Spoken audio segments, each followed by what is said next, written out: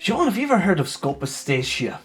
That's an interesting one, all right, Paul, isn't it? Yes, actually. And this is the phenomenon of knowing somebody's looking at you. Yeah, Isn't it? stared at. It's something And I you think turn around. most human beings have encountered this at some stage, haven't they? Yeah.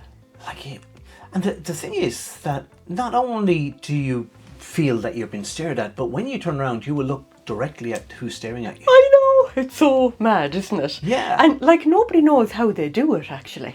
Well, we're going to speculate. Yes. Because I think it's not just a visual thing. I mean, I was listening to guys talking about the fact that we project everything out into the world. We think everything that we see is out there.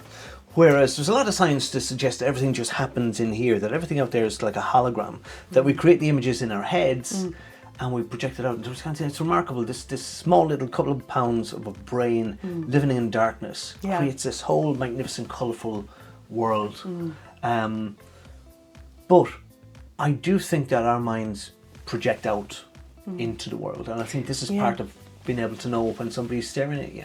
Yeah, and I do think that makes a lot of sense in terms of the hologram thing as well that you were talking about there, Paul, because your mind creates what it thinks it sees. Do you know?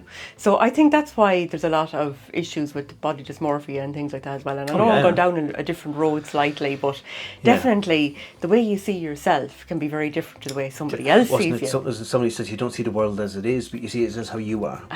So it's tainted. Yeah, definitely. When you do project it out there. Yeah, but it is mad, like the way if somebody is walking behind you and they're staring at the back of your head, you'll turn around. And it's not limited to that. Sure, it isn't, Paul. It isn't. Like if somebody's looking out a window. And isn't that amazing? Like there could be an upstairs window. Yeah. They're not on the same level as you at all, and you turn around and go. You look directly You know exactly where they are, of all the windows. Yeah, I'm interested to know if you guys have experienced this, because according to the research, 95% of people have actually experienced this. Yeah, and like they train detectives when a detective is following somebody. Yes. And you know the way like the person would kind of feel somebody following me, and those guys reading a newspaper or looking at a shop window. Detectives are actually trained not to look at the back of somebody's head when they're following them. Yeah. To look at their feet. And even at that, not staring at their feet, to kind of glance at their feet and then look around, because they'll be picked up. Yeah, the person will know that they're being followed. Yeah. But when you see that in movies, they're always peering around a corner and they're looking directly at the person. Yeah, it's interesting. Siobhan, I told you what happens in movies is not real. It's not real.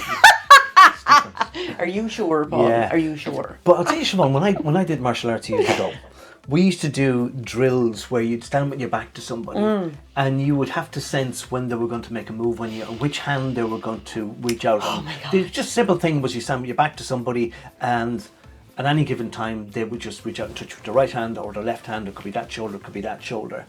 And you had to sense when they moved and turn around and do your counter move. Oh my God. And the thing is that you get extraordinarily good at it. Really? You get So extraordinarily you can good be trained to get better at You can, and this? it's not just guesswork. Really? It's a sense that you develop.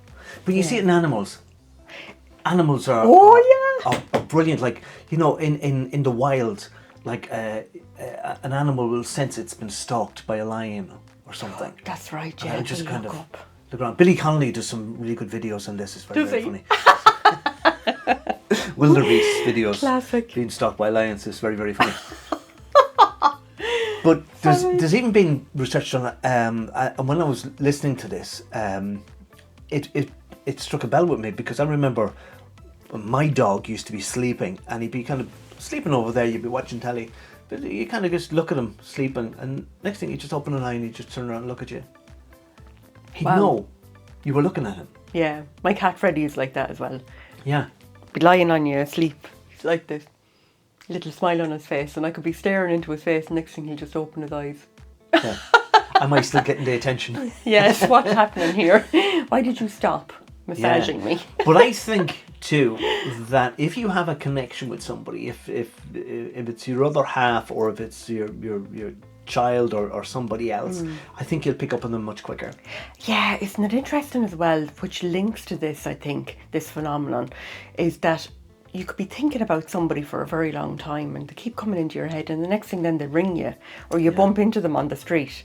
I think that's very interesting as well. To me it can be entirely random, where you're not You know, you're walking down the street, you're not particularly thinking about anybody, and somebody pops into your head. You sat beside them in national school 30 years ago. You walk around the corner and go, there you are. I was just thinking of you. And they go, I was thinking of you. Yeah, and then you come, into contact with each other. It's weird, isn't it? But there's anecdotes and stories as well. You hear it sometimes in relation to identical twins. So one lad could be living here and his brother could be living in Australia, and the guy here goes, oh God, I have to ring my brother, something's after happening. He said, falling off a motorbike or something. Jesus. Or you pick it up about your kids. Remember when your kids were small and you kind of, where are they? What are they up to? Yeah, usually when they're very quiet. Yeah. You're like, oh no, this isn't good. You just sense. Up to something bold. I think when you have that connection with somebody, you'll just sense them. Yeah. As well. Yeah, I had a client years ago actually, and she had a twin in Australia actually, and she got this horrible feeling one night. She woke up in the middle of the night that something was wrong, and her twin was actually gone to hospital. She was really sick. Wow. Yeah, amazing. And she was ringing and ringing and ringing, trying to get through, and she knew well there was something wrong with her, but she didn't know what it was. Like, and I've heard stories of when people say they just knew when somebody died. Yeah, that's right. And then they don't know. And then they don't know. Did I dream it, or did I know it, or whatever? Yeah, I've had clients tell me as well that they heard the phone ringing and they knew who was gone. Yeah, they knew that their husband or their wife or their child or something. Do you know? Something was wrong. Like, Jesus, imagine. Yeah. Imagine knowing that a person's dead, or knowing that they're alive but they're missing. Yeah. That whole Madeleine McCann case as well. Like, I'd say her parents are still convinced that she's alive. I don't after know. all this time.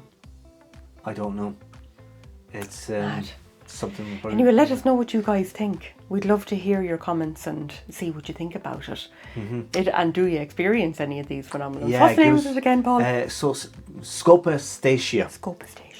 Okay. We're the Happy Headers. Like us, subscribe to us, and we'll talk to you soon. Hit that subscribe button.